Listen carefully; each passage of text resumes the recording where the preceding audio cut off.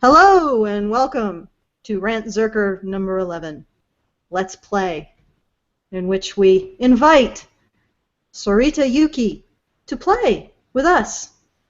That would be us, me and Karen. Also Mike, if he swings Hello. that way as well. Mike is here as well. There's some interesting comments in the last video. Someone suggested to Karen that she's talked about killing her dog, but has she ever considered eating her dog? Oh, And no, apparently she has.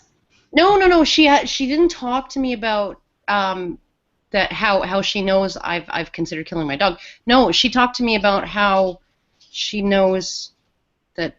Oh wait, is this What the? the hell? Who's she? What? Why are you suddenly talking in the third person about Is yourself? Oh yeah, no. Of course I've thought about eating my dog. Who hasn't? You know? Of course, right? And my children.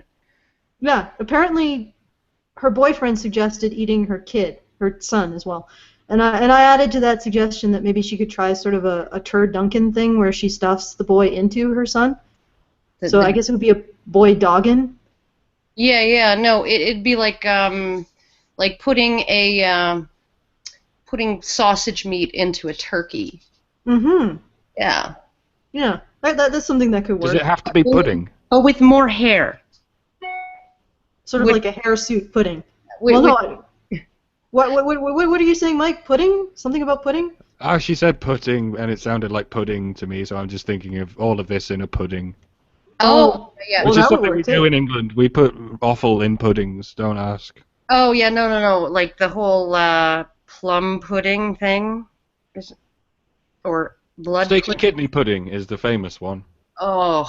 Could it possibly be worse than a boy stuffed with a dog and cooked? No, you know what's worse than all of that is sweetbreads. Sweetbreads? Yes, sweetbreads in French cuisine, and they call it sweetbreads, so you don't know what you're eating. You I think laughed my arse off when I first heard there was a thing called bread sauce. Bread sauce. Yeah, Really? you think that it's like some kind of bread, but really it's like minced thymus glands. All right, I think this has gone as weird as it's gonna. So let's. Yeah. No. But here's the thing. They have to call it something good, like sweetbreads, to trick you into eating something that would otherwise that you would just like be like, yeah, no, and then they make it like just like pâté foie gras and all of these like the garbage parts of the animal essentially, right? They charge huge sums of money for that because then they can trick you into thinking that it tastes good. All right, we understand your righteous rage against sweetbreads, but let's bring up the main topic. Well, or at least the first topic. Soreta Yuki. All right, are you ready? Get it all. Get her done. Get her done. I'm just doing my share here. All right. Okay, and here we go. Yay. All right, we're right at the start. Woo-hoo. Good. Right, and yes, he's damn cute. Just like I said in the ad. I'll be the judge of that. Yeah. No, you won't, Doctor. Uh-oh. The first conflict. Okay. Trust me. Let's first. I'm gonna start playing. Despite my usual introduction to all of my videos, please rest assured that I don't consider this to be a game. That being said, it's time to play the game. All right. This is ridiculous. Mm-hmm. I mean, you contradict yourself within the first 20 seconds. You know what? I know he's sort of being cute, I think. Like, He's being tough. trying to be edgy. Edgy. You're an edgelord. He means it's not a game in that way. It's a game in that way. Are we all clear? Let's go. Yes. Clear as... And in a way, we kind of know what he means. And it's a rhetorical device. Yeah, get on with it, actually, son. Can you? Okay, so maybe we could move past the really loud music and No, is that possible? listen to it. Time to play the game! This is very metal.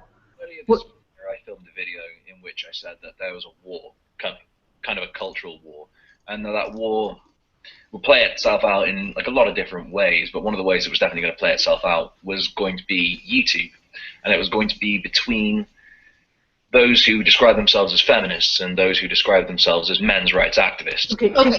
No. I just want to. Okay, what he's saying, right, is that he saw it coming, right? Okay, so it's been 150 years. 150 years of essentially character assassination, maligning, slander, libel from feminists onto masculinity in general and men as a group, right? 150 years. He saw it coming. He's the grand visionary who saw all this coming, right? Oh my goodness, what a visionary. Okay. All right. Well, no. This is not like it's not snotty, but I just want to say this is like Casey. Does anybody remember Casey, the chubby kid from Australia? He was on a viral video.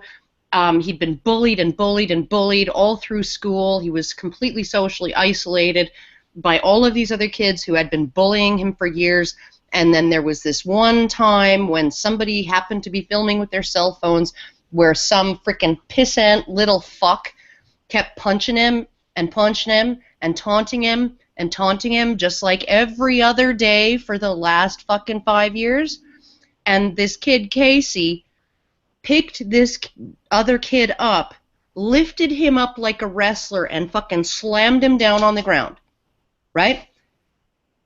This guy, Soreta Yuki, he's saying that he could predict that might happen at some point.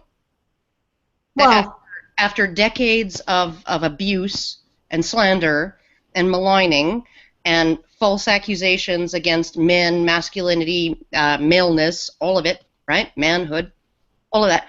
After 150 years of this, he was able to predict that there might be some point where men hit back. Which actually is quite a feat, because if you can strap a live frog down and poke it and poke it and poke it, and it never flinches, then predicting that it's one day going to flinch is actually quite a feat of Nostradamus-esque fucking predictivity. Well, you know, I would have thought it eventually twitched. Okay. I mean, I think that I'm not quite sure what he's going for. My personal pet peeve in all this is, let's just keep going. You know what? I'm not even going to get into it yet. All right, Blair Witch. Now, I still sort of stand by that. But what has changed is I don't think that he just needs to invest in, like, a little music stand. No, okay. No, he does just a He's music. talking about war. No, but just a little music stand that he could just set his phone on, right? Yeah, but even if he was holding it, unless he has Parkinson's, it shouldn't be this shuddery. Have you got a cassette case, bro? Get a cassette case, open it out until it's at its most obtuse angle, put it on the table. It holds pretty much any phone that's less than, what is it? There you go. 4 inches? And then you're not making your audience nauseous. MacGyver it, son. It's easy. But I think he's going for a theme here. Just, it's like he's talking from the inside of the bunker. Yeah, and it's really edgy. During the aerial bombardment of the culture war. Yeah, no, and it is very edgy. Very, very edgy. And real and raw. Okay, sorry. We're gonna... war is coming. I think the war is now upon us. Okay. See, there you go. That's I think that's the whole thing. That's the whole theme. Talking from the bunker, enduring the aerial bombardment of the culture war. Yeah. Let's get another couple 20 seconds under our belt, though. All right. And I think it's also fair to say that the war has now become very, very entrenched. Sort of tribalism that has come. Okay, all right. Yeah, this is something that I think needs to be done, but I don't know. It's still YouTube and YouTube comments. I mean, it's not quite as I don't know. The bunker war entrenched metaphor isn't doing it for me. It's doing it for me. It's been fought in the trenches for a long time, and we're only just fighting it in the air waves. Ooh, okay, I gotcha. Yeah, that's pretty clever. I would actually say that it is that what he's saying is entrenched. what he's saying is entrenched is the tribalistic impulses on both sides. Okay. Well, of course, because if you're going to have a war, you need sides, and those sides are going to feel tribalistic. They're going to be operating on a psychological dynamic, a psychological paradigm predisposition towards tribalism. That's how it works. That's why, you know, the Republicans and the Democrats are like, they can't agree on anything even when they do, right? Yeah. In every war. YouTube in the last 5 or so years has really, really intensified, especially with these two groups of people. No one's talking to each other anymore. Were they ever? I don't know. I seem to recall that we've had Kevin Logan on a few times. I seem to recall essentially the only person that I've refused to talk to, right? The only person that I've refused to go on a video with or a live stream or whatever was Manhood Academy. Oh God. That's the only person I've ever declined the invitation. Karen. You're not listening to me. Karen, I can't listen with all these mother hens talking. Oh God. All right. No, I mean, I think that if Soreta can manage to be more sensible than Manhood Academy, yeah, we can handle him. Oh no, I would totally talk to this guy. I mean, like you and I talked to Kevin Logan. You and I talked to Skeptical Feminist. If you can talk to Tyler Street one day, that'd be lovely, because I lost some of my temper. Okay. Well, eventually we will talk to Tyler Street. It's just we got some people that we're going to talk. We have priority first, but I've talked to Cenk Uygur. I've talked to Naomi Wolf, David Pakman. I've talked to Naomi Wolf. I've talked to all kinds of feminists, right? I don't tend to get invited back, right? I debated Naomi Wolf in a panel discussion. I gave her my email address, right? Don't think that's going to happen. Asked her for information, or asked her to send me an email so that I could then send her information, and she never got back to me. Have challenged local feminists to debates, always had them back down. They always back down the moment they know it's going to be recorded. That it's going to be recorded and uploaded. That's when they decide that they don't want to touch it. All right. So, you know, honest and Cenk Uygur, oh, we're going to have you back to continue the discussion. Yeah, no. David Pakman, oh, well, you know, I'm going to poison the well and, you know, set up a straw man, kick it down, and then, oh, but we're out of time. We'll have to have you back on, Karen. Never fucking contacted me again. It's a pattern. It is. How many times have we had Kevin Logan on?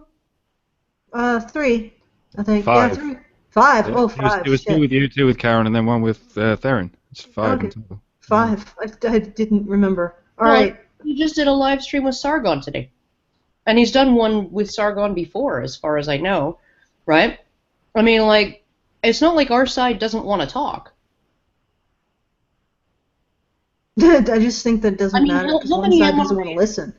How many MRAs are appearing in live streams on Skeptical Feminist channel, or on this guy's channel, or on any of these other Steve Shives? Has Steve Shives ever actually had an MRA on as a guest on his own? I would say no. Yeah, no. Yet we invite feminists on, anyone, any takers, anyone, right? We will take anyone but Manhood Academy. But, yeah, well, Manhood Academy it's like taking a spam bot.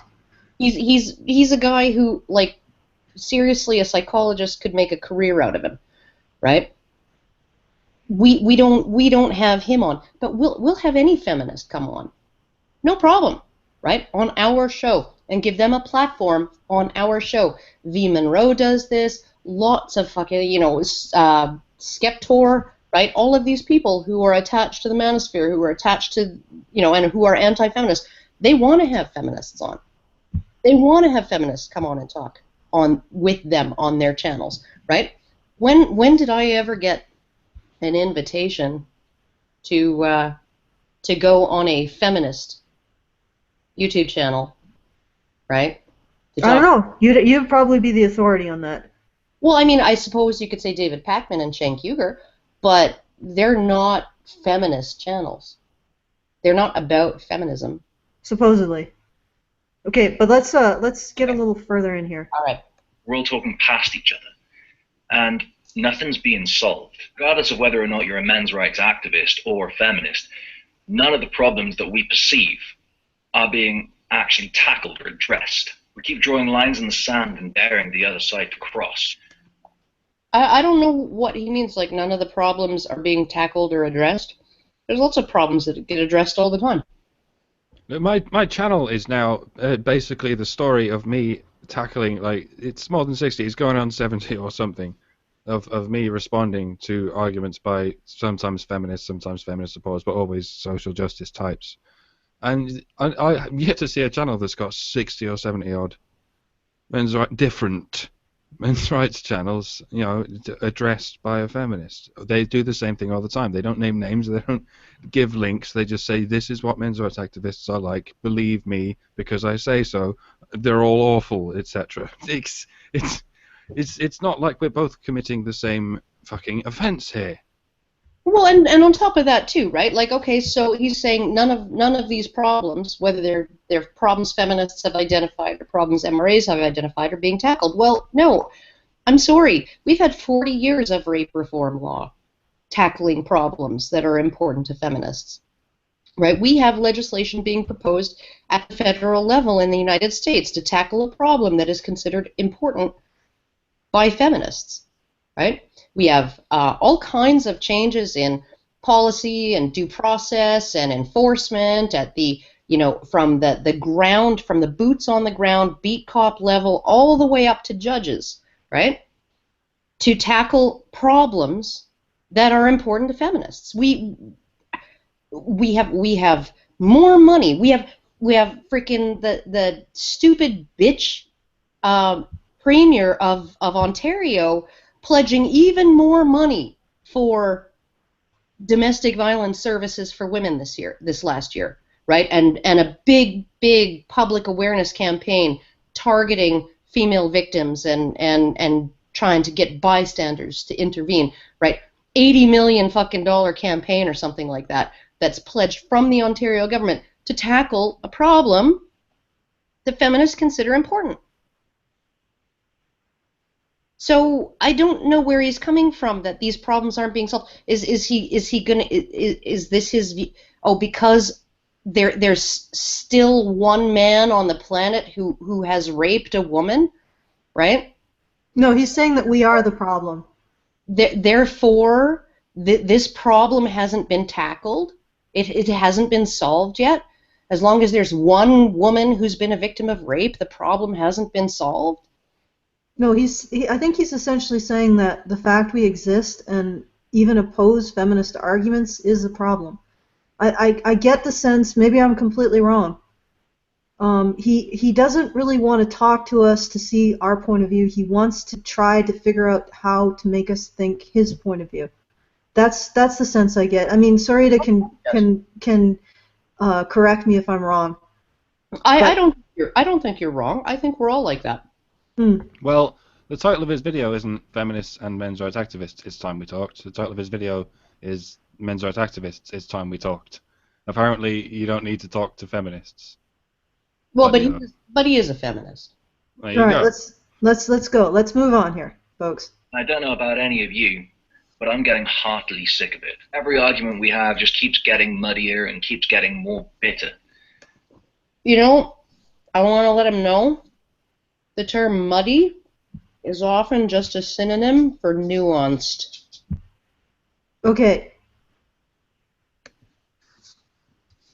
And I have to believe that there's got to be a better way of doing this. Now, whichever side of the argument you're on, be it feminist or be it men's rights activist, whatever differences we have, we do definitely have something in common. We're all of us human. And by that virtue... Oh, no, I'm not. I'm not. according to like feminists, I've been training my daughter since she was 8 years old to suck dick to make her a good submissive patriarchal bitch, right? No. I've had feminists accuse me of that. You probably have been training your daughter to suck dick since she was 8 years old to make her a good little wifey for some dominant shitlord. Right? Do me a favor, Yuki. Take a survey of like feminists and ask them just a like binary like multiple choice question. Ask them: is the men's rights movement A, a human rights movement, or B, a hate group? Just simple survey. Do that for me. See what the results are, and then tell me like, who's not seeing who as human. Well, and then also tell me, right, how it is that when like about the worst I'll ever say about somebody is that they're an idiot, right? Or that they're dishonest. And usually after they've very much demonstrated their idiocy or dishonesty, right? I don't accuse people of, even right now, today, right, when it came out that a certain male feminist could possibly have a history of, a sex offense conviction, right? I was like, you know what, I'm going to reserve judgment because there are places where there are no Romeo and Juliet rules, and I don't know the details of the case, and I don't know whether this is just some 17-year-old guy and his 16-year-old girlfriend from school, right, banging each other, and he banged her on his 18th birthday, and that's when his parents were like, now we can fucking get rid of this fuck, right? Because that happens to guys. So I'm not willing to condemn him as a pedophile because his sexual offense conviction involves importuning a minor, right? No. Yeah, there's some context there that needs to happen. There's some details that I need to know before I'm willing to say this guy is a slimy fuck. Okay? Yeah. So we're waiting on the context. I disagree with feminists, and I have had feminists accuse me of sexually abusing my daughter. Okay, that's pretty. But to be fair, it's not Soreta Yuki who's doing all of this stuff. No, it's not him. But it's sort of constant. It's like, there's a reason why. There's a reason why Karen does this. It's because she's a slut. It's because she's an attention whore. She wants male attention. Oh, it's also, I feel so sorry for your kids. I'm so glad you don't have daughters. Oh, wait, you do have a daughter? Oh, my God, that poor girl, right? Yeah, no, like, you're accusing me of child sexual abuse, child abuse, you're accusing me of all kinds of things, right? Of being a whore, essentially, right? And yet you haven't fucking actually told me where you disagree with me. All you've said is, you're wrong, and here's all of this stuff that I'm going to say about you. Yeah, well, that is a pretty common experience to me in my view. Sometimes they just don't respond to me at all. But let's get a little further into this. So I just want to say it's extremely ironic that we still refer to it as ad hominem, which means to the man. It's not okay to do it to a woman unless she's a men's rights activist, and it's perfectly okay to do it to a man. Well, we're honorary men, right? Just call me Kevin. And then what would it be if it's not ad hominem? There's no such thing as ad feminem, is there? Actually, I've seen actual feminists essentially propose that should be a new thing, an ad feminam attack, or feminine attack that is essentially attacking a woman, not by attacking her arguments, but by attacking her based on gendered stereotypes. So I have heard it proposed that this should be a thing. Right? Whereas I just think, honestly, I would just call it, arguing against the person, not against the argument. That's why I say it's just an ironic sort of word thing. But it would be interesting if you introduced ad feminem, just so we could see how often it is committed compared with ad hominem. Agreed. Well, ad hominem would not be a gendered term, though. So everything that was ad feminem would also be ad hominem, so that would count as doubled. Yeah, it's not going to work, is it? We should just... Ad hominem would be like a category of ad hominem, so all ad hominems, and then subcategory ad feminem, And all ad feminines are also ad hominems, so they count twice. Okay, I hate to say it, but this is boring. Let's continue with you two. I'm going to kill my dog now. Just listen to this guy talk while I do it. Yes, go kill your dog. Us capable of some kind of diplomacy. We're all of us capable of being able to actually sit down and talk to each other. And that's what I'm proposing. I have no idea if I'm the best person to do this. I'm not exactly known for being terribly diplomatic or for being non-confrontational. But fuck me, from where I'm sitting, I feel like we've got to try something else. We've got to try something different than what we've been doing so far. And for my part, I'm going to put away all of the prejudices and all of the preconceived notions that I have of men's rights activists. We have to talk every 20 seconds, so it does this. Sorry? Oh. Okay. Yeah, all right. Well, technically the DMCA doesn't really jump all over you for these kinds of videos. I know that Sargon got one for the Lacey video, and he was knocked down to, I think, 15 minutes or something, so he has to fight that. But these kind of videos, generally, you can get away with longer stretches of time. But to say, I think he just repeated himself several times, basically just concluded that we need to be diplomatic. Well, the first part of diplomacy is actually being able to open your ears and listen to what other people are saying. Yuki, are you willing to do that? I mean, if in the end of this, I bring myself, or try to bring myself closer to find common ground with you, Yuki, are you willing to listen to what I have to say? That's really my question.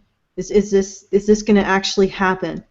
All right, let's. Okay. A men's rights activist, whichever men's rights activist decides to do this, at their word. Oh, totally. Yep. Fireside chat with Yuki here. Yeah, definitely calling it. Yuki, if you see this, and anybody who's in the comment section, please send him a link to this video, and we'll definitely have him on and have a chat. Yeah, no, and he can watch some of our discussions with Kevin Logan, or he can watch our talk on Skeptor's channel with Skeptical Feminist and see how that came out, so that he knows that he's not gonna be like showing up and be totally ganged up on by, a whole bunch of angry, screamy people. I mean, it's. I think on Skeptor's channel, I actually ended up arguing more with Skeptor. Oh, you did actually. I didn't argue so much with him because I agree more with his position than I do with yours on certain things. But we ended up not talking a whole lot about gender to begin with, but more about human nature by the time that I came on. So yeah, nature. And we probably could have a whole long argument over what we disagree with on human nature, which is good. Yeah, that we're not. I don't. Let's finish with Yuki. And I'm going to say whether or not we can find some sort of common ground, whether or not there's some sort of a conversation that we can have. Now, I've got absolutely no problems in admitting that 100% of the interactions that I've had with men's rights activists have not gone well and have left me with a sour taste in my mouth, and they've helped me solidify this prejudice. He admits that it's a prejudice. Let's just hold that thought. He's saying it's a prejudice, and continue to watch. But at least it was a fluid prejudice before.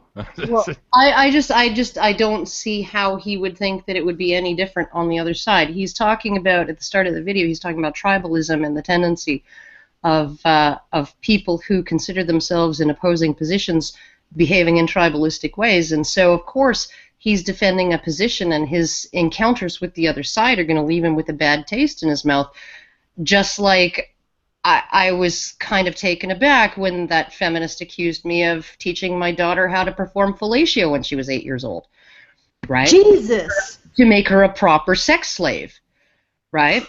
That is inappropriate, perhaps? Just a little bit, and it's really an attack on my motivations, and not just my character, not just my actions, or my suggested actions or alleged actions or her beliefs about what my actions would be, but about my motivations for why I do this, right? I mean, the only reason I could possibly be doing this is in order to, I don't know, become some queen bee, at the top of the fucking sandwich mines. I'm gonna be the house nigger, right? All right, yeah. you know, So, compared to all conclusion, who are slaves. conclusion is tribalism happens on both sides. If you're wading into the middle of it, of course you're going to find that the interaction is not very good. Yeah. Yeah, it's both sides are going to have the same opinion, Yuki. Both sides are going to have experienced the same kind of bullshit. Both sides are going to have experience being bombed, being shot at, having their compadres die. So let's. Men's rights activists are nothing more than spoiled, petulant man-children who are essentially I'm a man-child. Building a treehouse that says no girls allowed. And no girls allowed. Mike, get out. Get out of our treehouse. Fuck you, Mike. Get out of our treehouse. No girls allowed. Girl. What? You're too. You big girl's blouse. Yeah, well, it's opposite day, Mike. You're a girl and we're guys. Yeah, because apparently there's no girls allowed in this movement, right? Well, I literally am pretty much the girliest one on the whole team. Yeah. Oh, you are not. You are your milkshake. I ain't saying that's a bad thing. What are you on about? Your milk. Hey, okay, Karen, shush. Your milkshake does bring the boys to the yard, Mike. It does. It does. Oh, it does. And they are like it's better than yours. Yeah, no, but it also brings the girls to the yard, Mike. I'm just saying. We have fun. We do. Okay, let's. And every video by men's rights activists that I've seen on YouTube has essentially seemed like yet another episode of we no longer live in the 1950s and it scares me. But I'm told all the time as well that... Can I address that? In the 1950s, there actually was, in my opinion, there was a bit more respect for the role of women as being part of having civic duty and being a responsible citizen. Mm-hmm. And I think that was an attitude towards women that was beneficial. In fact, if you look in the 50s, you can see the genesis of the surge. Maybe I have to research this a bit more, but this is my conjecture. When they were presenting in the 50s, what happened in the 50s was that Sputnik happened, and in the United States, they realized they were far behind the Russians in terms of their technology and science. So they started to challenge this almost anti-intellectual attitude or culture at the time, and started to create science heroes to inspire young people to get into science. So they presented men and women doing science and being sort of cool and professional. And what happened is that you see 2 or 3 decades later, this I don't know if it was a surge, but in the 1980s, in the mid-1980s, women were at an all-time high in STEM fields.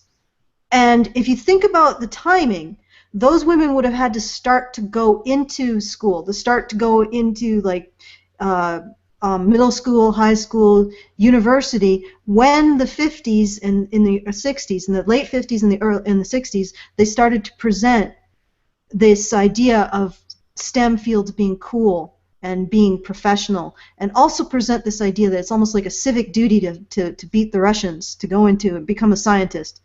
And that's when you see this rise in the number of women in STEM field. Then after the 80s, you see a steep decline. So when this guy says we go back to the 50s, maybe you're right, Yuki. Maybe we should go back to the 50s in some of the ways that we motivated both young men and young women to get into science, because it was doing it for both of them. It was doing it for both men and women in the 50s and the 60s. If you're talking about a 20-year delay, 20 to 25-year delay in that kind of thing, then mid-80s when we started to see a decline, what's 25 years before? Oh, that would be second-wave feminism. Oh, my goodness. Yeah, that would be second-wave feminism. That would be taking away women's role as civic responsible for their societies and replacing it with this role that women are victims of their societies. Or entitled to all of the benefits of their societies without having to incur any costs to themselves. So when you say let's go back to the 50s, there's certain aspects that maybe we should look at that they did right in the 50s, namely somehow encouraging women to go into STEM. And one of the things too that I think that is really, like there's a wonderful radio presenter on CBC Radio He does a show on the history of advertising and marketing. And, oh God, what Age of Persuasion is what the show is called. And he talked about all of the advertising in the 1950s and the Leave It to Beaver and the Father Knows Best and the My Three Sons and all of that in the 50s and 60s. And he was like, this was not the average, typical American lifestyle. This was, and it wasn't that any more than watching a soap opera, right? Where everybody is a high-powered CEO of some big, huge company, but they have plenty of time to angst about personal drama, right? And leave the office in the middle of the day to go talk to somebody. I need to talk to you about our daughter, right? Yeah, no, that's not real life either, right? And so this thing that you see with, you know, the magazine covers that, you know, have the woman presenting her pipe-smoking husband with a casserole, which I got photoshopped into one of those with bloody nose and bruises all over my face on a hate site that was devoted to me. But regardless, that was not what life was actually like in the 50s. That was a marketing tool. That was people selling a version, right, an idealized version of life, right, that didn't exist for probably 90% of Americans. And they were also selling it to the largest consumer group, which was women. There you go. That's what women in the 1950s thought their ideal life would be like. There you go. And why the fuck not? It's not that horrible to stay at home and cook. Cooking is an art. Yeah, no, and it's not that horrible to be dependent on your husband to open a bottle of ketchup. But it's also not that horrible to be really happy when Heinz ketchup came out with the easy open tops that, you know, they're so easy even women can open them, right? It's it's this idea that actually having to rely on a man to do anything, you should be entitled to him doing things for you, but God forbid anybody suggests that you depend on him doing things for you, because that's not okay.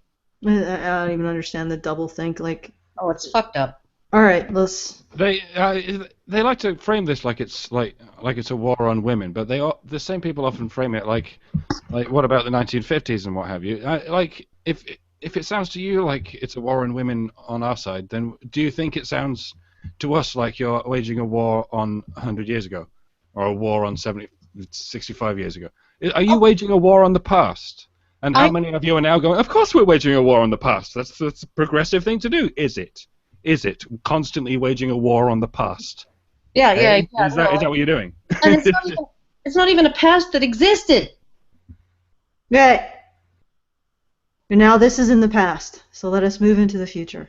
Oh, I did want to say, like, because there was that Heinz ketchup ad. You know, you don't need a man to open it, right? The new caps, right? So when Tylenol came out with the cap, the non-child-proof caps specifically for people with arthritis, so that they could open their own pills, right? Was that being prejudiced against people with arthritis? Ableist? Arthritis? Was that like implying that they're not capable of, you know, blah blah? Like, I'm sorry, but the way certain things were packaged before they invented can openers, when you needed to open a can, you used a knife.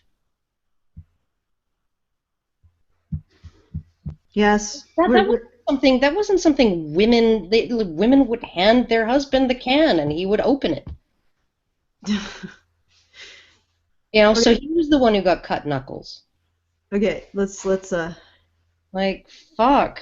Men's rights activists out there who literally do care only for men's rights. That men's rights activism isn't a solely reactionary movement set up in opposition to feminism. And because I've been disappointed time and time again in that. Sorry about the sounds in the background. Yeah. My husband has just come back from the shopping and he's going to be making me lunch. Unbelievable. unbelievable, Alison. You have your man cooking for you. What kind of fucking submissive bitch are you? Well, It's I just delicious. sort of have to submit to what It's he all cooks. delicious. No, Mike is actually eating it, so... You're working, okay? You're working, and he's cooking for you. I know, we're very, very retrogressive. You're out of the fucking patriarchy, Alison. You're dead to me. Well, it's like he just cooks better than I do. Like, Mike knows. I mean, he was trying to say that earlier. Well, you know what? It's good food. I think every time you burn the toast, he should beat you roundly, just like all men do, under patriarchy, and then you'll learn how to cook better. Like, why would he put himself in that subservient role of cooking for you while you work? Well, actually, I think it's just because well, first of all, he likes to cook. Second of all, the kitchen is sort of his territory. And I think he likes it that way. He likes having that be his territory. It's his and Mia's. Mia has it half the time. Yeah, I don't know who you are anymore, Alison. I thought you were a good agent of the patriarchy. Apparently, I'm not. No, I don't. But I can still advocate for men's rights, even though I'm not a good agent of the patriarchy. Oh, yeah, I guess. Unless Yuki is actually hoping that men's rights activists are simply a bunch of guys who want their wives or want to return to the 1950s. He's hoping that he can dismiss us with that stereotype. I know, and I'm just hoping to be chained back to my stove because I'm totally not dragging this Rantzerker out so that I won't have to do the dishes. I'm totally not avoiding housework while I do this. You know, and it's not like I have 25 years of, actually almost 30 years of being self-supporting, right? Financially. Nah.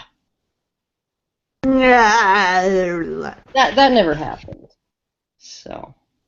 I think Yuki, I get the sense that you want men's rights activists to not care about men's issues and be throwbacks to the 50s and actually be white, male, whiny crybabies.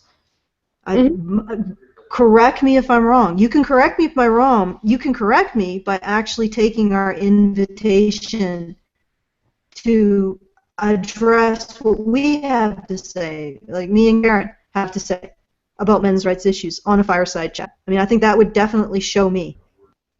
Yeah, I agree that honestly, I have the biggest men's rights channel on YouTube as far as I know.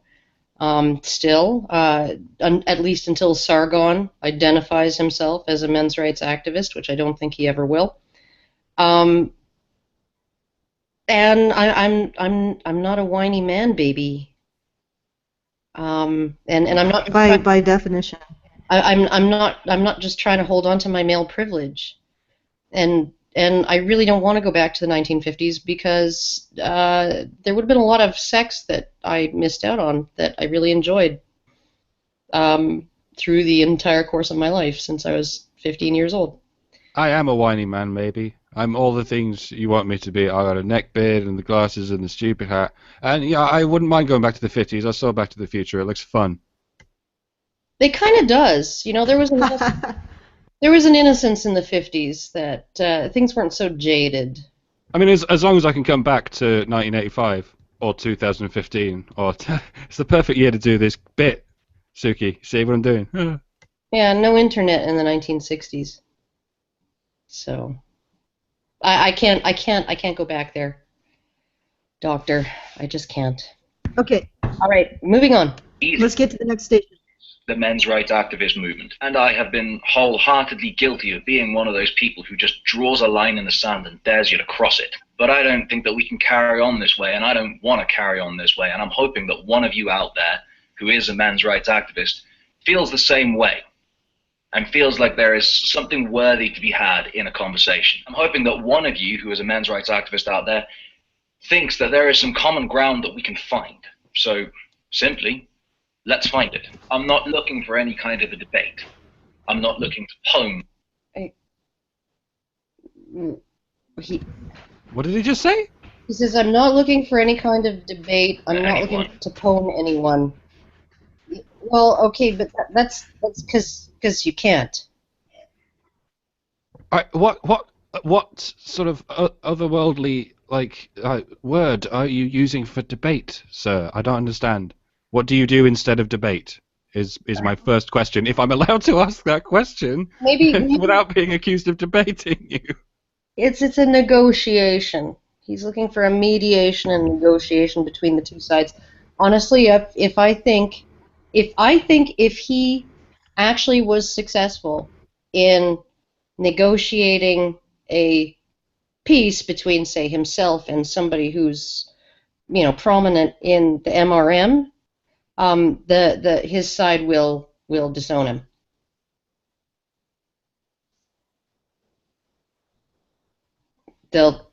They'll just cut him right off. They'll excommunicate him. Yeah, it only happens with the ruthless religions. The Christians will walk right up to the atheists and say, yes, let's have a conversation, because we've become feeble and anemic, and we have to do something to keep ourselves afloat. But you people have all the universities under your belt. You don't need to talk to internet space lepers like us. That's why you don't. Well, and on top of that, I mean, like, you saw what happened to Brianna Wu when she went on Twitter and announced that she'd had a cup of coffee or lunch or something with someone who was not even someone in Gamergate, but somebody who was pro-Gamergate, and she tweeted something like, he actually just seemed like a human being, and the amount of shit she got for that. So I do want to invite you on, and I know that Alison and I can treat you very fairly and be open-minded, and we can discuss the issues that we care about without getting yelly and screamy. I can even attempt to keep Karen from sexually harassing you. Almost. You don't know what I'll get Maybe. up, but no promises can be made for me by anyone. There you go. But Mike is uncontrollable by any human being. Yeah, essentially, it's a hell of a drug. Essentially, like there's a filmmaker out there, award-winning, Cannes Film Festival award-winning documentarian out there who is having to fund the post-production of a documentary that she's been making on the men's rights movement. And the reason she has to kickstart it is because she applied through all of her contacts, and she's won awards. She's been Oscar nominated, right? She applied through all of her mainstream contacts for funding and backing. Her name is Cassie J, in case you guys are wondering. I just want to get that out there. Cassie J. And J Productions. Jaybird Productions. Or Jaybird. Yeah, and she approached certain foundations that she thought might be interested in video in a documentary on gender issues, and she had to they offered her funding. Feminist foundations offered her funding, but only if she would make a hit piece. Only if she would allow them to have creative control. And I would love it, okay, because she needs $97,000 minimum to do post-production on this piece. I would love it if it went viral like Anita and her ridiculous series of videos, and she earned 26 times as much as she was asking for, just like Anita did, because I don't think she's ever going to produce another film after this. I don't think there's any way that she's going to be able to salvage her career after putting out a documentary that's fair to the subject matter. Well, first of all, I think that she is going to get her funding because she's at 87,000 now. Yeah, I know. She is definitely going to get her funding. I want the funding to go above and beyond that, because I'd really like to know she's not going to end up fucking homeless because she is unable to have a career after she releases this film. And if she hasn't been put it does become interesting. If she hasn't been put in touch with Erin Pitsey yet, then someone really should, because you guys have a lot to talk about. Oh, I think she probably interviewed Erin Pitsey. Cassie interviewed Erin, yeah. But the thing is that I wonder at what level, what level do we see this graveyard of women whose careers have been completely, well, a scorched earth because they oppose the feminist ideology? At what level do we realize that it isn't about helping women, it's just about helping feminism? But let's finish this off. We're close. Oh my God. Okay, I'm just gonna yell at my dog for a second. Georgia, get over here. Come on. Use her full name. They hate that. Go lie down. Go lie down. I swear, every time I start to my computer, like literally, Alison, I just let her out. I let her back in 5 minutes before we started, right? And she's jumping up and down at the door and staring at me, and like, because I'm talking to my computer. And she's just like, Mom's talking to her computer. I need something right now. Right now. Right now. Mom. Okay, all right. Why is it always the Rantzerker? Why is it never the radio show in which this happens? It is. But because it's the radio show and I can mute, I just let her out when I'm muted. Or I do something with her while I'm muted. Okay. I can't. It is a very different time of day. I can't easily mute. Yeah, it is. I'm not looking... Okay, well, let's... I wasn't really saying anything except let's go. Moving on. That kind of thing with me. I'm essentially looking for the men's rights activist who is as sick as I am of the very, very entrenched lines we find ourselves behind. I'm looking for someone who's interested in a conversation, a civil... Okay, stop for a second. Are you sick enough of the entrenched lines, do you find them to actually reconsider some of the tenets of your belief system? Who knows? We'll find out. You know, like, you look at me and I'm like, there's no way in the world that I would argue that it's shitty to be a woman in a fundamentalist Islamic country, right? But here's the other side of the story, right? It's shitty to be a man. Yeah, it's shitty. It's shitty to be a man. It's shitty for both, and it's shitty for children, and it's shitty for animals. It's shitty for everybody, right? Possibly because the environment is not conducive to having lots of resources. Yeah, to a great degree of prosperity, right? And also because there's just been constant warfare fought in the Middle East,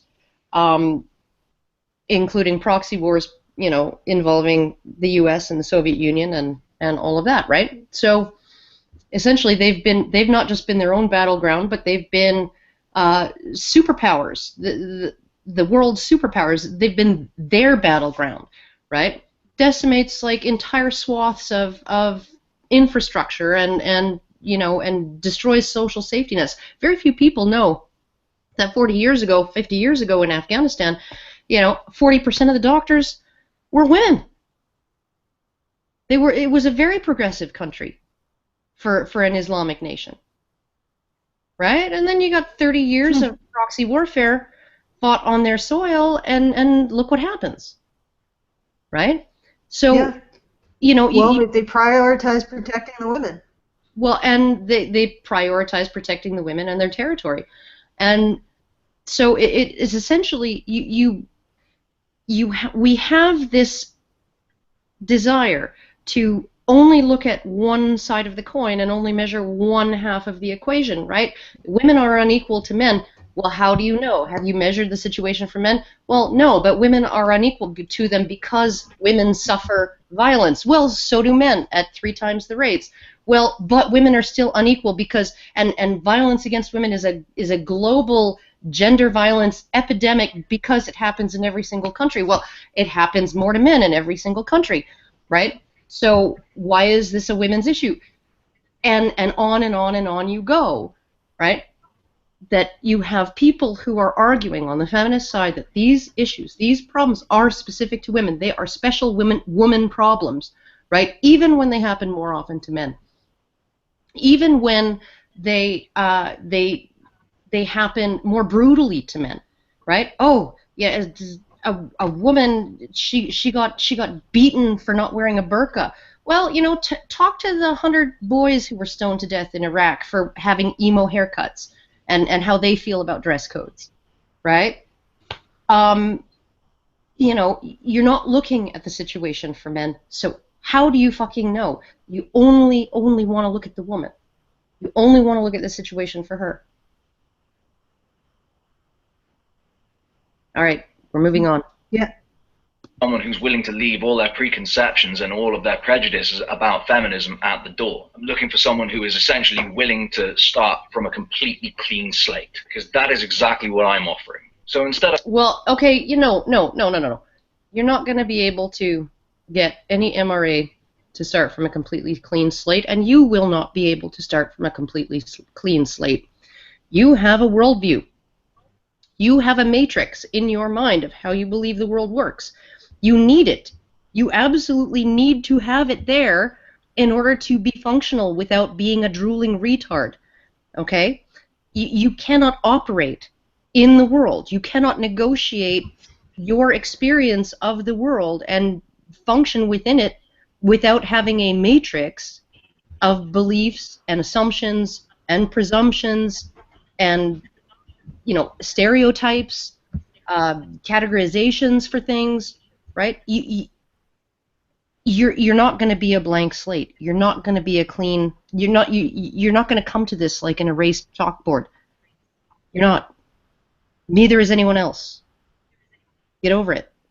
And that is not what skeptics ask you to do. It's what religious people ask you to do. You know, including the Abrahamic monotheists and including Buddhists. They all have this thing in common. They say, no, you must empty your mind first and then talk to us. We will not talk to you until you've unlearned all the things that you've spent your life learning. Well, that's not how we approach it. We say, no, come with your things, and we will show you our things, and we will see how our things compare. Yeah, no, I think that doesn't mean that we can't actually have a conversation, or even a productive conversation. It just means that you can't promise you're going to set all of that aside because it's not possible for you to do so. It's just not. It's not something that any human being could do. So. Which sort of gives lie to the idea that this is an honest and earnest effort to find common ground. Well, maybe he does. Maybe he believes that that's possible, but I'm just telling him it's not. You know, like there are lots of people who think that you know they can completely eliminate every single prejudice that they have. Okay, well, you know, I don't like mustard, and you know, there's just pretty much no way that I'm going to be able to operate in a world, in the world in such a way that I can be completely indifferent to mustard. Right? That's just the way it is. Let's get on to the next stop. I distrust this new brand of mustard that you're saying to me doesn't taste like mustard. I'm just going to automatically distrust it and say, no, I'm probably not going to like it. Right? So, categories. The way grapefruit, in case you're wondering. Coming to me with anything grapefruit, I'm like, nah, fuck off with your grapefruit. It's the one taste that makes me go, nah, fuck off. What? How can you not like grapefruit? How can you not like mustard? Yeah? Because we'll mustard talk about is this later, shall we? Oh my god, you're a Philistine. You're a Philistine. Whatever.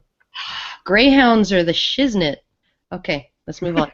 Us drawing a line in the sand and daring the other to cross it. How about we both draw a line in the sand and we both cross it together? We leave the tribalism behind, we leave the anger behind, we leave the bitterness behind. We just be two. Well, that doesn't mean we leave the ideas behind. That's right. Agreed. I can't leave the bitterness of grapefruit behind. That's the problem. And also not just the ideas, but also the facts. Why you gotta and be the questions? Why you gotta be like that, Mike? Why you gotta badmouth the grapefruit? It keeps the metaphor going. It works. But you know what's awesome about grapefruit? Little known fact: it increases the potency of certain drugs, including cancer drugs.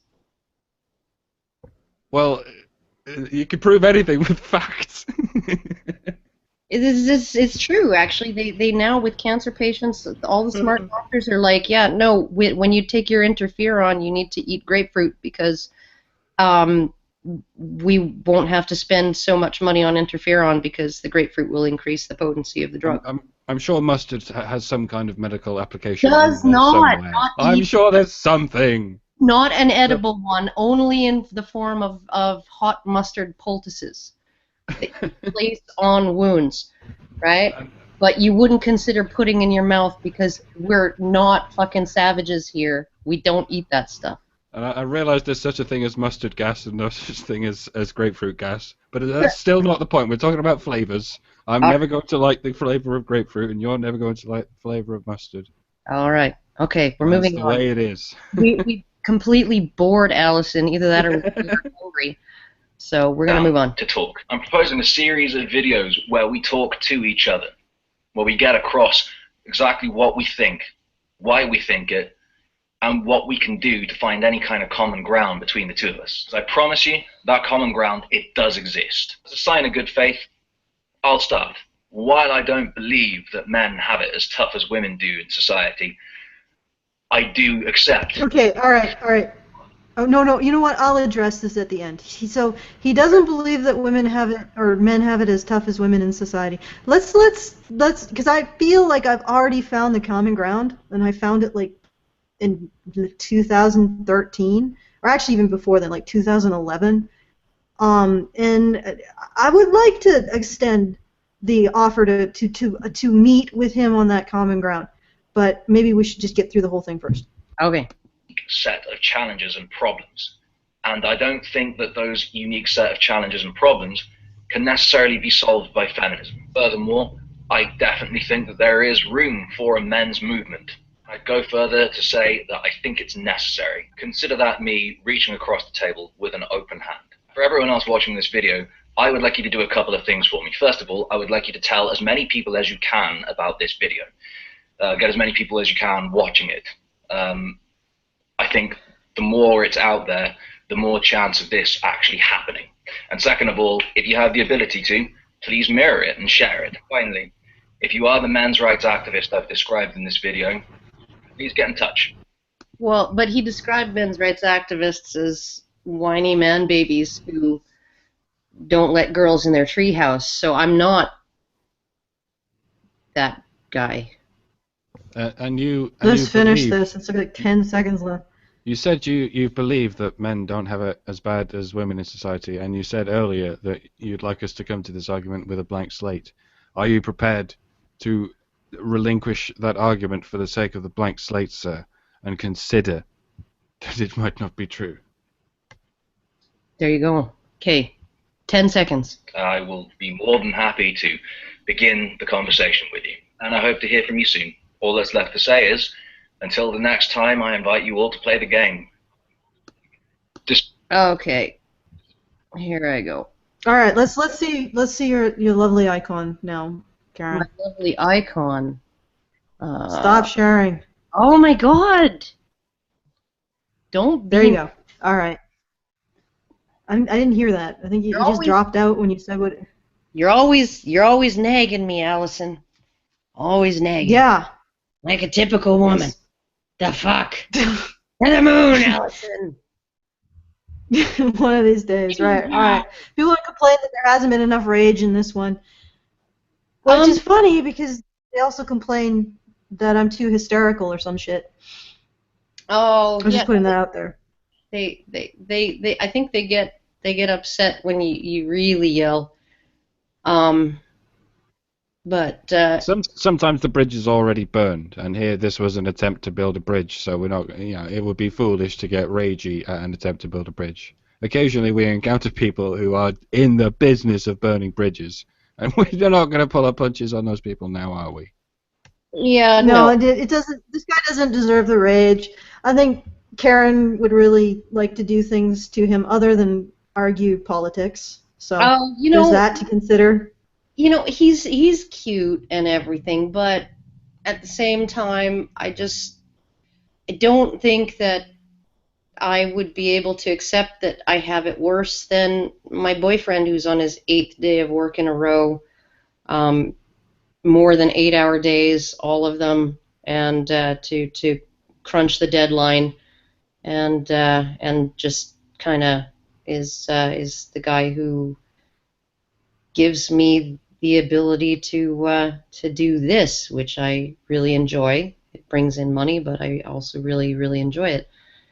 And so I don't think I have it as hard as he does. I don't think that my responsibilities are any greater than his. I don't think that I'm oppressed by being the one who's expected to do all of the housework because I'm home all the time. I got to quit my day job because of him, and in part because of him, and so I don't feel like there's anything preventing me from doing what I What you want to do.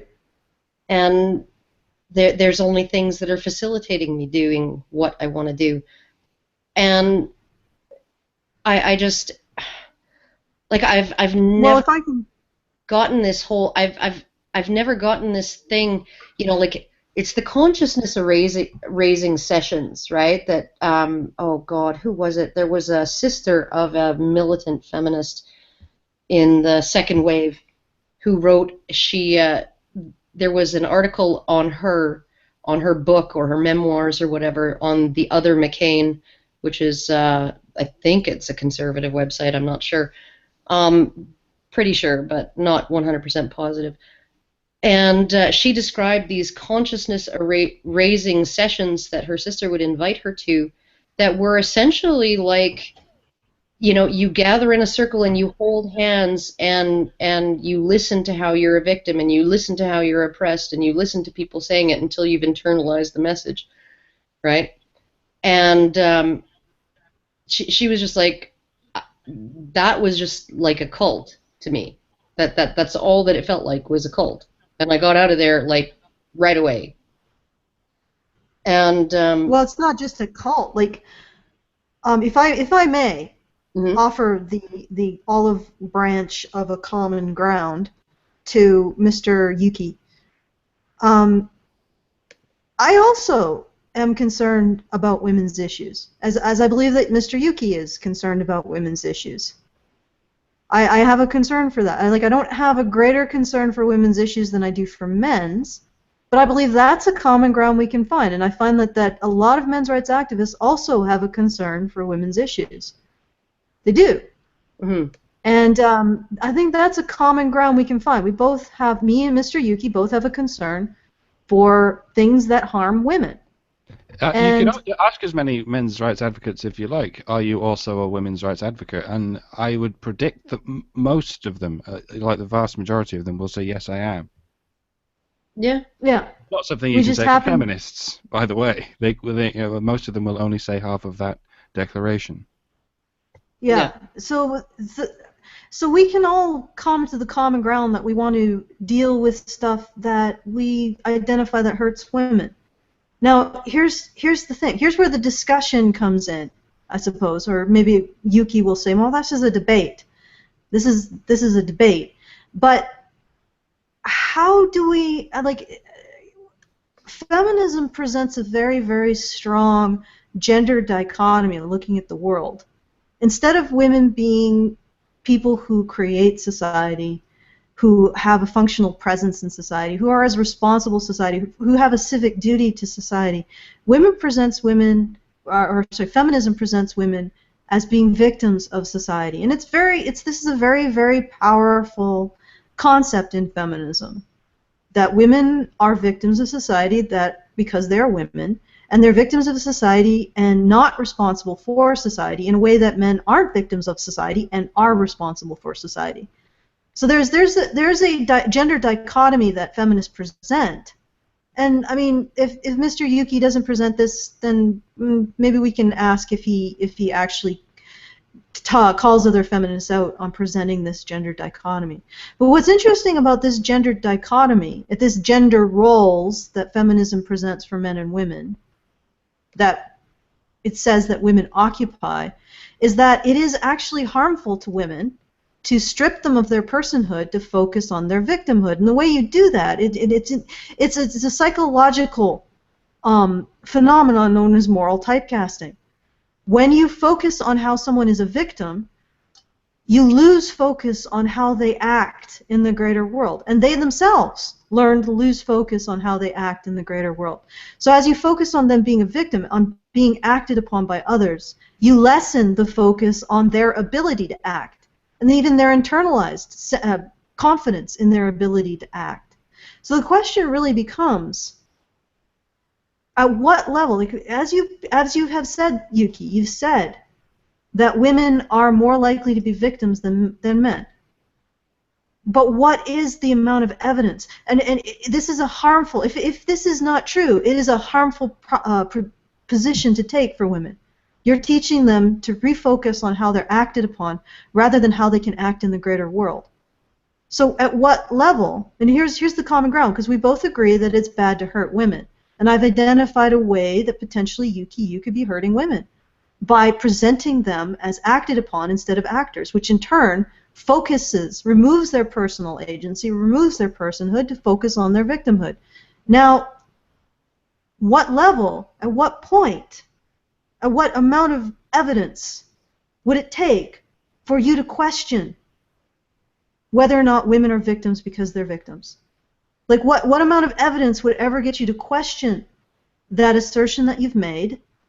And what amount of evidence would ever get you to even disagree with it, even go to the point of disregarding it? What level of evidence is required for you to stop hurting women by presenting them, by stripping away their personhood to focus on their victimhood? And I think this is a common ground, though, because we both can agree. Yuki and I mean, we both can agree that we don't want to hurt women. We don't want to present ideas or concepts or ideologies that hurt women. So at what level? Now, presenting women as victims instead of people hurts women.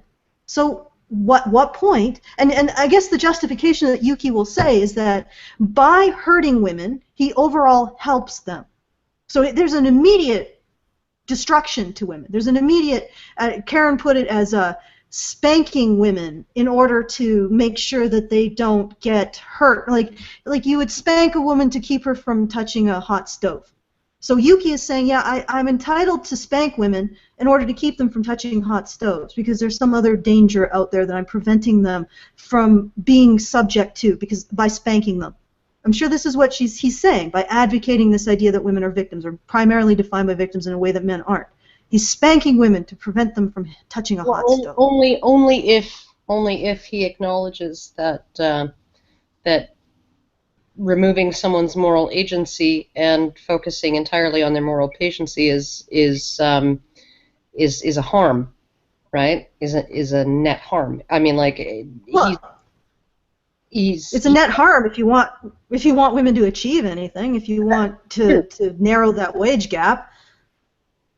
I mean, that's a net harm if you want women to actually feel like full functional human beings. Mm. I would argue that's a net harm. I mean, Yuki may think that it's actually okay for women to live in the role of damsel and basically occupy a mental harem where they're cosseted and coddled and treated like children. But I mean, that's up to him to decide. It's his decision whether or not he thinks it's important to preserve women's personhood over their victimhood. I mean, he might come back to this and say, no, actually, women's victimhood is more important than women's personhood. Like their personal accountability, their sense of consequence, their ability to act, have a sense that they can act in the greater world. That's not important. What's important is that we protect women. Yeah. And that gets right into your metaphor. That Yuki believes it's okay to spank women as long as he's preventing them from touching the stove. But the whole thing, the whole crux of the argument is does the stove actually exist? Yeah. Does the stove, or is it a stuffed animal that Yuki is spanking women to stay away from? Or is it tools that women can use to do whatever they want with their life that Yuki is spanking women to stay away from? What is it that she's spanking women to stay away from? Is it really a hot stove that if women touch they'll be burnt? Mm-hmm. Like, and why isn't he allowing anyone to question what it is he's preventing women from touching? Like what it is he's preventing women from, what space it is that he's preventing women from occupying. Because patriarchy. And this is, yeah, I know. He's essentially he's saying the stove is patriarchy, but we never get to question whether or not asserting women as victims, removing their personhood to assert them as victims, we never get to question if that is a legitimate assertion to make. It ties. We never actually are allowed to ask whether that assertion is actually part of patriarchy. Well, or even if that assertion is reasonable. Yeah. I mean, because like I said, is there something that you are protecting women from, Yuki? Like, and if there isn't, then what you're doing is not justified. So the question really becomes: are women victims of these things that you're asserting women are victims of? Are they the biggest victims of society? Or are they? And men are not, because they're women. Special victims? Are they special victims? This is really what it boils down to, right? You know, women are special victims of it. Even if you can say that men suffer it just as much, well, but women experience it in different ways that make them more vulnerable, right? This is the common the common response, you know, when intimate partner violence, right? And the CDC just came out and showed that men suffer more of it than women. But the effects, the emotional effects on women. You know, women report higher levels of fear and higher levels of this and higher levels of that, right, than men do, and therefore, right, it's still a woman that it's still a special women's issue. It's an issue of women as special victims, more victim-y victims, right? This coming from the mouth of people who will come out in an entirely separate context and say, oh yeah, men who know they're hurt won't go and see the doctor. Yeah, oh, men typically underreport this, that, and the other because they don't want to admit that they're weak or afraid, right? And that's toxic masculinity. But in the case of this one situation where women and men who suffer the same types of intimate partner violence report different levels of fear and distress, right, they don't go deeper and say, well, is the men's reports, is that a result of this toxic masculinity that means that men won't go to the doctor, and, you know, when they know they're hurt and all of these things, they don't want to be seen as weak, they don't want to be seen as, you know, so maybe that might be affecting their reporting of their feelings about it, right? No. I mean, they don't look at these issues in terms of questioning whether or not it's appropriate to cast women as victims, even though we know, like, from moral typecasting, we know that when you cast women as a group as a victim, you are stripping away each individual woman's personhood.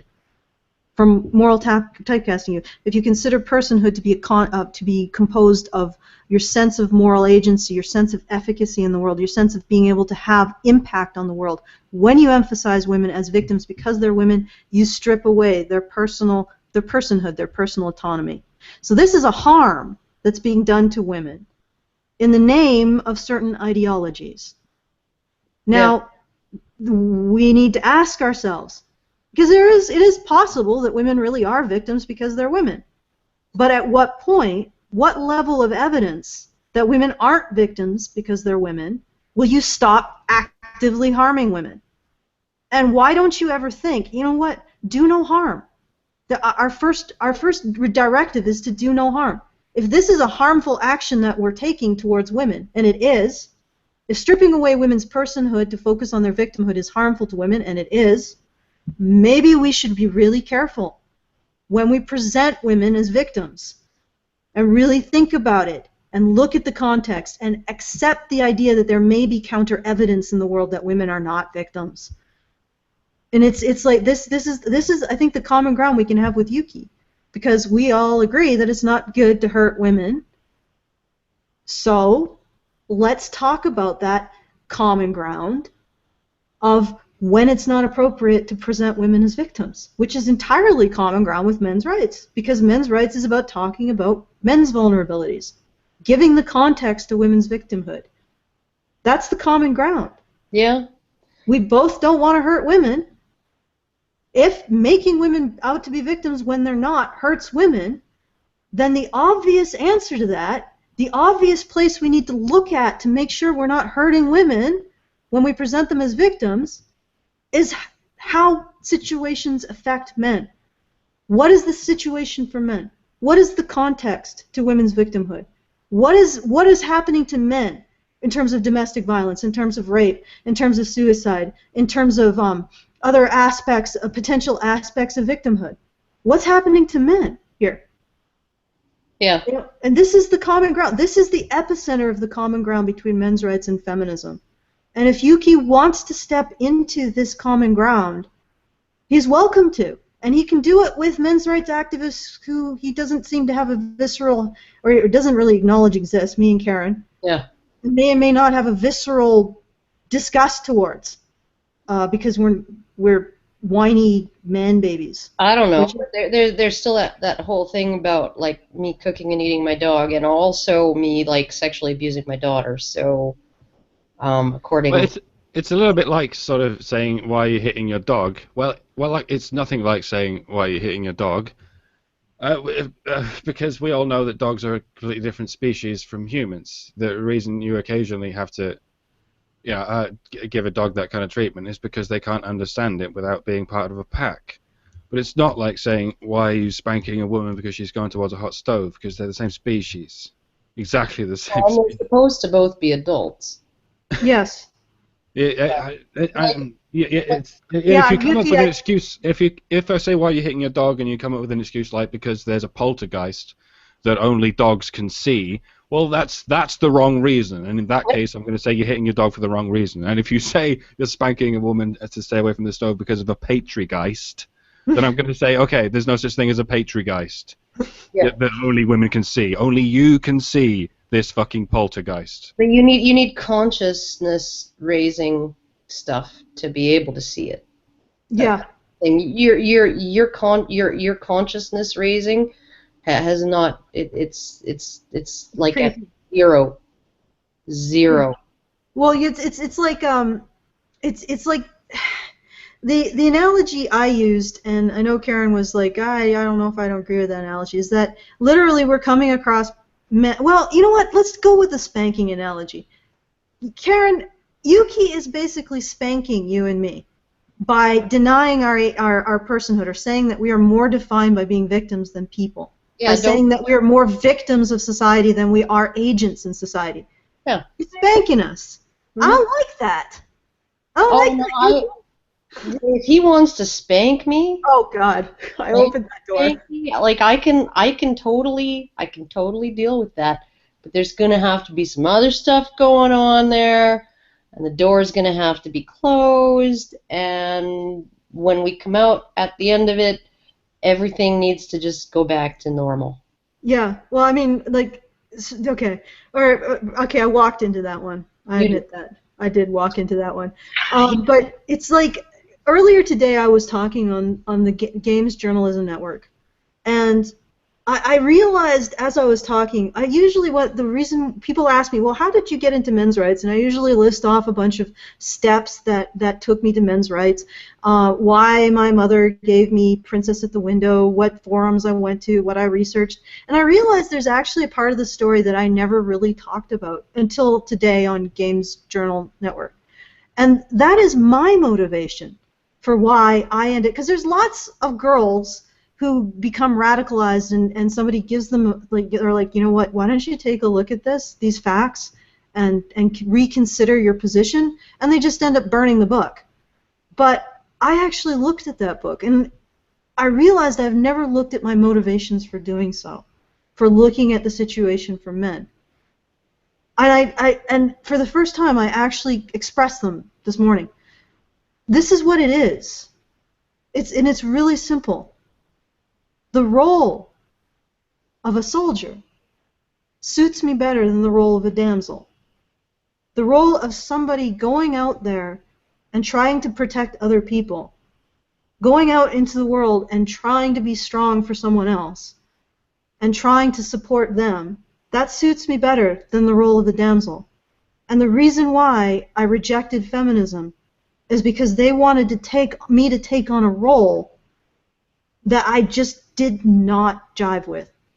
I don't. When Yuki says women are bigger victims than men in society, on a visceral level, an emotional level, I'm like, no.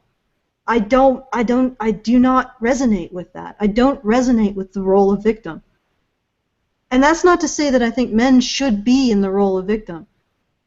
I hope actually to address these issues and be able to lift men out of the statistical problems that they obviously have, or help do that. But it's that I don't resonate with that either. It's not that men have to. It's that I don't resonate with that either. I hate that. So when Yuki says, "Oh, women are bigger victims than men, or men are," and I've gone through all of the statistical evidence, all of the research, all of that, and I know that I'm not convinced of that. I'm totally remain unconvinced on a rational level that women are bigger victims.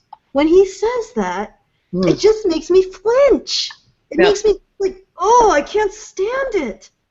I literally do feel like I'm being hit when he says shit like that. I'm in a metaphorical sense, not in a physical sense. You know, honestly, the way I get around it is I completely separate the category woman from me. Yeah, but that's not really fair. No, but I think I always have, right? Like, dog, I'm gonna kill you. Go lie down. But no, I always have sort of been able to detach myself as a woman from the category woman. I've never felt like there's like this huge sort of blob, like amorphous blob of humanity that is woman, that I'm just like a bit of the protoplasm, and it's all, you know, we're all having the exact same experience. I think the only universal female experiences on the planet are probably childbirth, you know, pregnancy, and even that's not universal across the board for every individual. So yeah, no, I just there is a thing that we do with women, where an insult to one woman is an insult to all women. Hillary Clinton said it too. When you strike a woman, you strike all of society, right? That it is essentially that women are not individuals. They are part of a collective. They're part of an amorphous blob of indistinguishable humanity. Lest we forget, once upon a time, men meant all adults. But to insult one man was not to insult all men. It was a term that was both collective, universally, but also individual, universally. Once upon a time, ladies and gentlemen. I think it's interesting that Never mind the 1950s. How about we get back to before the Dark Ages? I think it's interesting that we used to have separate terms for you know, weremen and wifmen, and man was just meant adult, and now that means man, like men are the adults, and girl was a gender neutral term meaning any child, and any child of either gender, and then boy was referred to servants and slaves, and so our girls are girls and our boys are servants and slaves. This is why I'm happy to call myself the girliest one on the team. There you go. And you know what? To a certain degree, I'm happy to call myself the most boyish. There you go. Like the thing is, I've always had a problem when people compliment me when I do some shit, and I've now usually just say, well, I'm happy to serve. I'm glad to serve. Yeah. So that's really the mindset that I want to present. I want to see myself in terms of my civic duty, in terms of serving others. And servant, hero is another word for servant. And that's the other thing. Like, feminism denies women categorically a position of being a champion, of being a hero, or its synonym, servant. It denies women categorically these roles. And I don't fucking feel like having that role denied me. Mm-hmm. Like I was saying earlier, a sword suits me better than a fainting couch. And and I can't really wear the clutching pearls because the metal clasp in the back gives me a rash. And I quite like being girly insofar as I quite like retaining a certain degree of childishness. Because a certain degree of childishness, of enjoying your toys and enjoying your games, is rather healthy, I think. So if you call me a girl, if you call me girly, then I'm going to say thank you. Because I am a little bit girly. There you go. It's neoteny there, Mike. It's what gives us these gigantic brains of ours. And That explains a lot. Yeah, and it's like, yeah, why not? I mean, and the funny thing is that if you listen to this panel, Yuki, I hate to tell you, but we're challenging gender roles far better than you are. Yeah. Oh, yeah. I mean, it's so funny. It's feminists are like, yeah, we want to be progressive and channel generals, so men save the women. Okay, yeah. Right. Yeah. Also, men can victimize women. Oh, you think? You think it's possible for men to victimize women? That's a novel idea. Nobody throughout the entire course of recorded human history has ever thought that men could victimize women until feminists came along to tell us different. Exactly. It's never conceived. No culture in the history of humanity has ever conceived of the idea that men should save women and not victimize them, or that men could, or those mean men over there. You know, it's not like if you don't do this, the bad man will get you. Hasn't been used to control women throughout history. No, this was invented by feminism. Isn't that the whole justification behind the burqa? Probably. If you expose your hair or your flesh to the eyes bad man will get you in public, you'll probably be, you'll incite their desire, you'll incite their lust, and then who knows what's going to happen with those lusty, rapey bastards looking at your actual face and, wrists and maybe even upper arms. Oh my God. And the hair, oh my God, that's the purest incitement of a man's lust, and it'll turn him rapey in just a second. So you better cover up, ladies, because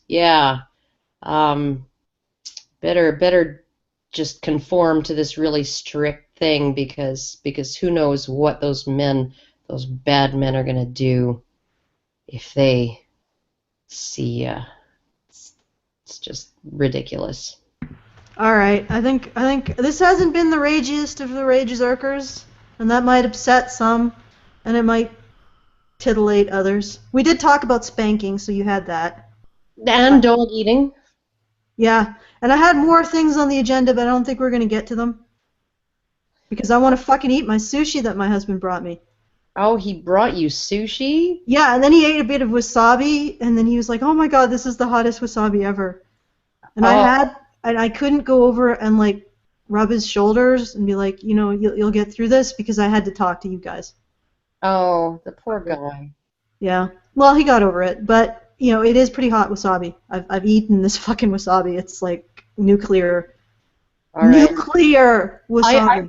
I wouldn't know. I don't eat sushi. Raw fish is not for me. I'm a prairie girl. I eat cow, I eat pig, I eat chicken. I occasionally eat buffalo and moose. It's not like an either or. I've tried sushi several times. I can't taste a fucking thing. Now, that's probably because of all the smoking and the drinking, but whatever, fuck you. I needed to taste of something, please. Yes, well, it tastes delicious to me, but this is actually prairie sushi, so there is no actual raw meat in it. It's all cooked, because we're landlocked. There's no ocean anywhere close to where I am, so nobody's going to care. It's still fish. Okay, well, yes, I eat fish occasionally. I guess I lose my... Yeah, no. My title. Dead to me. Dead to you. Okay. I still eat meat. Grapefruit hate. Unbelievable. I don't even know why I hang out with you two. That's a good. Because patriarchy. Because patriarchy. Right. Patriarchy binds us into a common purpose. And raisins. And raisins. Raisins. Fucking raisins. Oh my God. We left this fruit out in the sun. Let's eat it because we're starving. Oh. All right, are you guys done? Yes. Yeah, go on then. Yeah, okay. All right, there we go. Just have to, okay. All right, if you enjoy this content and you enjoy us rantzerking, please do consider donating to the cause of us continuing to do this and, you know, doing more of it, I guess. Yes. I'm sorry, I'm being very indecisive with this shell. Yeah, you Do it. do it. All right. Fuck, damn it. All right. Okay. No, I'm telling them, not you. Oh. Okay, that actually makes more sense. But anyway, we do this so you don't have to. So support us in doing this so you don't have to. www.patreon.com/honeybadgerradio. We have big things in the works. At least I do. I don't know if Mike and Karen have heard of this. I'm thinking of creating an app. Big ting. Big ting. Okay, thank you for that racist endorsement.